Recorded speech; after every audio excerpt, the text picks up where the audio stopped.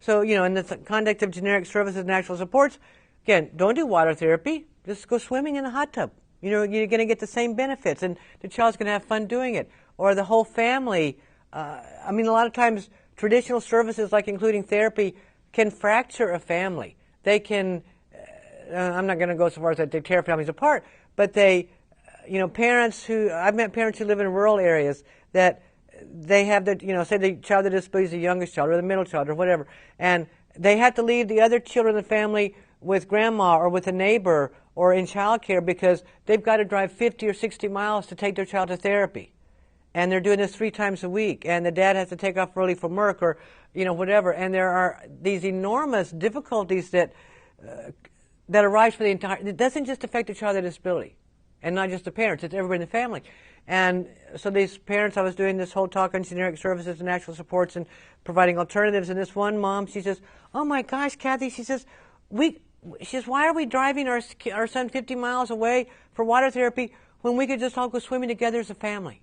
It's like, yes, and now we have family togetherness, and we're all working together, as opposed to we're going to have therapists, work on this child, by manipulating his body and stuff, and the other children in the family are having to, be in second place, for years. And so the other thing that's important, so that's important about inclusion.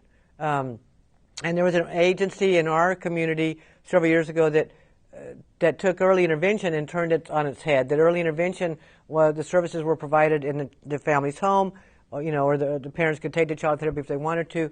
And so the agency that did the services did a co-op with the YMCA, because a lot of times services isolate families or isolate the child. If it's for early childhood, it can isolate the whole family.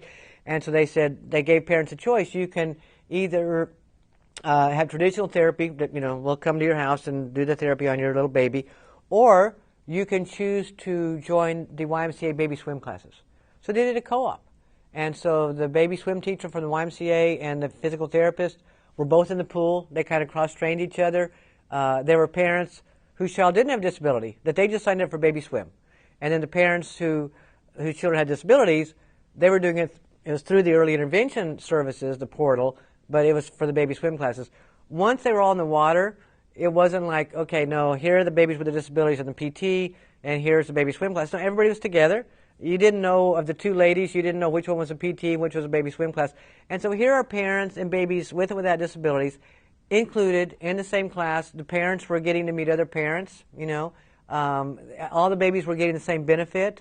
The babies with disabilities were getting a little additional benefit because it made more of a difference for them.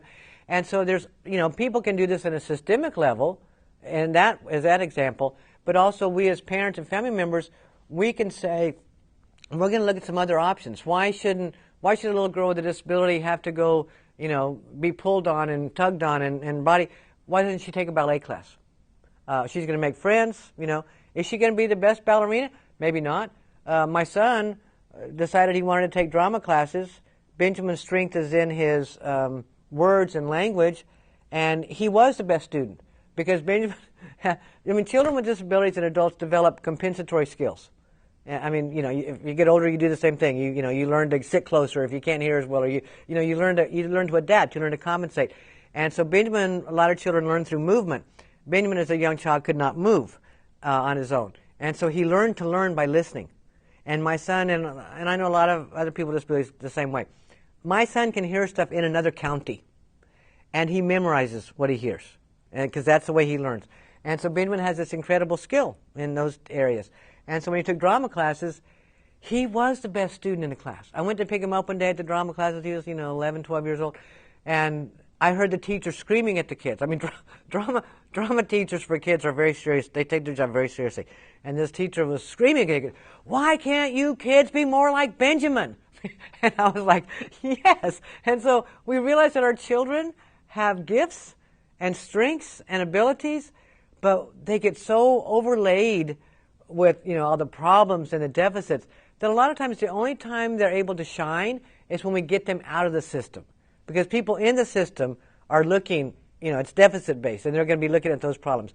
When we get our kids out in community activities, then we see what their strengths and their gifts are. And we focus on the similarities, that my son And this is true for any child with a disability, any adult. When my son was 6 years old, he was more like other 6-year-old children than different. When he was 10, he was more like other 10-year-old boys than different. When he's 26 now, he's more like 26-year-old young men than different. And the other aspect about generic services and natural supports is that we have to develop those in our own lives, because the service system, I mean, I started talking about this back in the 1990s when we had a contract with America, and I mean, they were cutting services and cutting government and shutting the government down. And we see that again today. I mean, all these, our country's in this big throes of all our economic mess, and we're going to cut services and cut funding and stuff. If we've developed and just looked in our own backyards, what's in our communities that we can access? Again, the YMCA or the health club or the library. If a child is not learning in school, why aren't we enrolling our children in library programs, or literacy programs?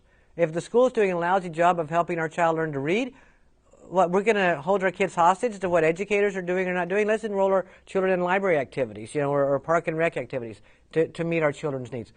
But whenever services get cut, then too many families of kids with disabilities or adults, it's like the sky is falling, Chicken Little, what are we going to do? They're going to cut services.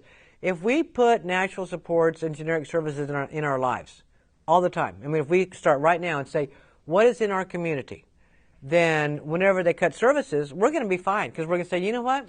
They're going to cut therapy. That's okay, because I've got my child, in ballet, or I've got my child in karate, or I've got my child in a park and rec class, so that our children's needs and the needs of people with disabilities can be met.